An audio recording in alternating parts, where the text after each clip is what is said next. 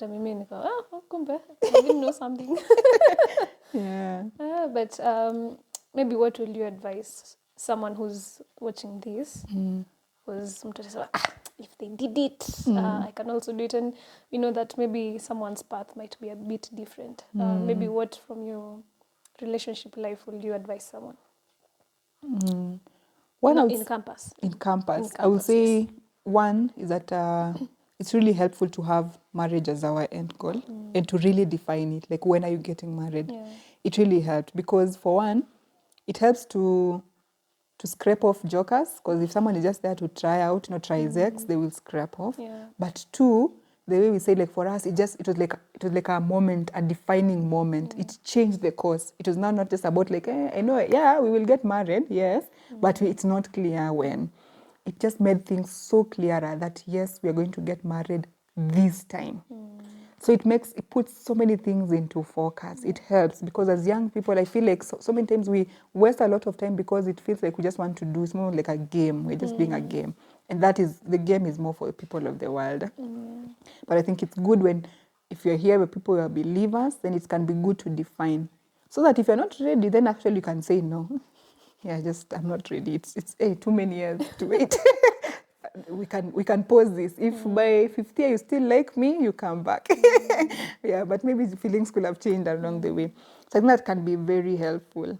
I think number two is it's just very helpful when you work with people who have walked the path. It's so enlightening when you have married people working with them who just help you to put things into perspective. Sometimes when you're in that courting, you may see an issue and feel like, this is the end of the world. Now the world has ended here. And then you talk to someone and like, that one, that's so simple. That one, we just do this and that. So it's really helpful to have people to work with you, especially people who have been ahead. Yeah. But most importantly, the thing I had not said was that even during the time when we were dating, we had friends around us also who were dating. I remember the time when I was also still in leadership. Maybe I used part of my leadership powers, but we formed a group of people who were in relationships. And we had this like Friday evening after service, we meet for a cup of tea, actually in church too, because we were many. We meet that, then we talk about relationships and what's happening, what are the problems you're facing, sometimes just laugh out things or, encourage each other. Yeah. We had that. I also remember after, in sixth year now, toward the sixth year, when we were starting this Romance 101, also we came up in the group. So I had we were five couples or something. We'll come together. And we were the ones who were actually more helping, especially to steer the Romance 101 classes, because we'll organize them. Maybe if we need to food or something, we'll cook, just make sure the speaker has things and nini. Yeah. But more of that group of people. And which helped, because now we're in relationships, and here we're going through a discipleship program, which is Romance 101, just helping now to clear things up. And that was another turnaround. I felt it was almost like this discipleship conference, study or class, I felt like it's like a must for anyone. It helps clarify so many things, because I feel sometimes, Pia, when you're in this stage, there are a lot of vague things. Yes, you like this person, you like this, but the things that are not clear. So Romance 101 helped to really clarify. That's the one time I got to hear about, what the things that are important to each other, to you, need to be important to the other person. And that forms the basis. Because many times, people get into relationships just because I like you. So I like you, you're a pretty girl, I'm a handsome guy or something, and you're doing medicine. Let's do this. Yeah. But when we come to the fundamental, like what's most important? Maybe for you, the most important thing is career, And then you're here, my most important thing is spiritual. You see, now that is already conflict. We can say from the word go. So one of the things you can actually use, and that's through Romance 101, that's what it helped me to clarify. Was that what's important, because what's important needs to form the basis of your relationship.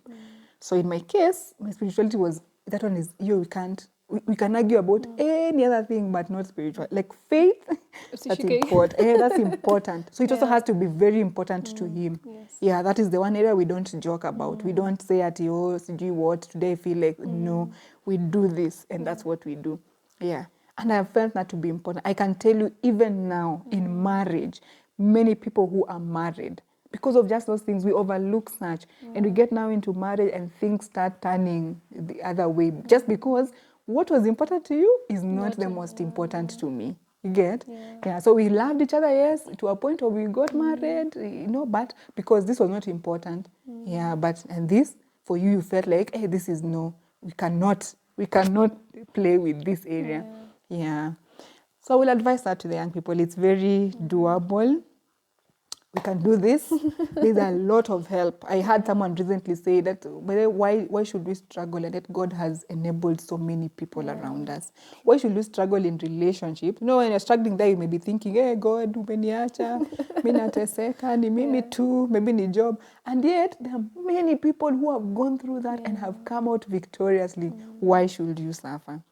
So there are people who help. You know, the way people help us in parenting, people help us in marriages, people help us in jobs. I mean, isn't it a wonder that, you know, like there when you can talk in medicine, they're consultants.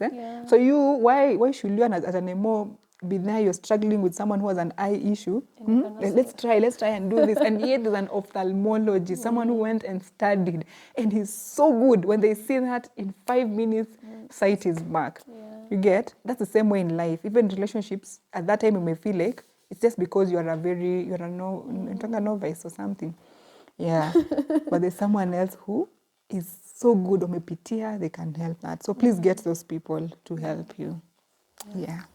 Thank you.